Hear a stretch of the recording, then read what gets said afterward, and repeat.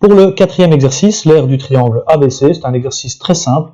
On va directement utiliser les informations données sur le dessin. Je vais choisir comme base le côté BC, qui vaut 2. Et pour la hauteur, elle se trouve bien à l'extérieur de mon triangle. Ici, c'est le segment DA, qui est bien la perpendiculaire au prolongement du côté BC, qui passe par le sommet A. Alors j'ai ma hauteur qui vaut ici 5 cm, donc base fois hauteur divisé par 2, 2 fois 5 divisé par 2 égale 5 cm². Pour l'exercice 17, j'ai un parallélogramme. Le problème c'est que je ne sais pas mesurer les bases ni les hauteurs correspondantes directement sur mon dessin. Je vais procéder par soustraction comme je l'ai fait précédemment. Je vais découper la figure comme ceci. L'aire de mon parallélogramme AFCE est égale à l'aire du rectangle ABCD moins l'aire du triangle ABF moins l'aire du triangle BCF moins l'aire du triangle ECD moins l'aire du triangle AED. Pour l'aire du rectangle ABCD, j'utilise la formule d'aire du rectangle, longueur fois largeur, 5 fois 3 égale 15 cm². Pour mon triangle bleu ABF, je choisis comme base AB qui vaut 3 cm. La hauteur correspondante, elle se trouve ici, elle vaut 1 cm. 3 fois 1 divisé par 2 égale 1,5. Pour l'aire de mon triangle vert BFC, je choisis comme base le côté BC, 5 cm, et comme hauteur, le segment se trouve ici et vaut 1 cm. 5 fois 1 divisé par 2, 2,5 cm². Pour le triangle ECD, je choisis comme base le côté CD, qui vaut 3 cm. La hauteur correspondante, elle est ici, elle vaut 1 cm. 3 fois 1 divisé par 2 égale 1,5 cm². Pour le triangle jaune AED, je choisis comme base le côté AE qui vaut 5 cm. La hauteur correspondante, elle se trouve ici.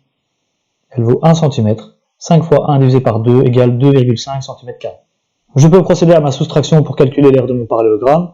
15 moins 1,5 moins 2,5 moins 1,5 moins 2,5 égale 7 cm². Alors pour la figure suivante, il faut calculer l'aire de la figure en vert. Elle n'a pas de nom particulier.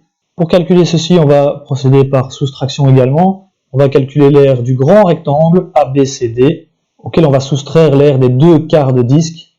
Alors les 2 quarts de disque, on ne va pas calculer séparément 2 quarts de disque, on va tout de suite les rassembler puisqu'ils ont le même rayon. C'est 2 quarts de disque de rayon 3 cm. Ça vaut donc un demi-disque. J'ai donc ici un petit résumé. L'aire de la figure en vert vaut l'aire du grand rectangle moins un demi-disque. Pour l'aire du grand rectangle, longueur fois largeur, 5 fois 4 égale 20 cm². Pour l'aire d'un demi-disque, je vais utiliser la formule d'aire d'un disque pi fois r carré, que je vais diviser par 2 puisque j'ai un demi-disque. Donc pi fois r carré divisé par 2. Le rayon vaut 3, j'ai donc pi fois 3 au carré divisé par 2, ce qui me donne 9 pi divisé par 2, ce qui est égal approximativement à 14,14 cm².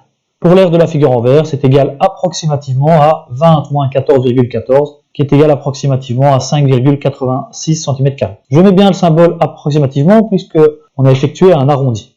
Et enfin, pour finir, l'aire de la figure orange dans le dernier cas. Alors c'est assez facile, on visualise très bien que l'aire de la figure ici est équivalente à l'aire d'un demi-disque de rayon 3 cm. Alors on va le voir très vite avec le petit mouvement ici que j'ai effectué, et on voit bien que l'aire de départ est égale à l'aire d'un demi-disque de rayon 3 cm. L'aire de la figure vaut donc pi fois r carré, qui est l'aire d'un disque, divisé par 2 puisque j'ai un demi-disque.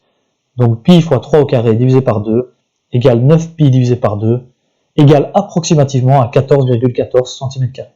Voilà, merci d'avoir suivi cette vidéo et à bientôt pour d'autres vidéos.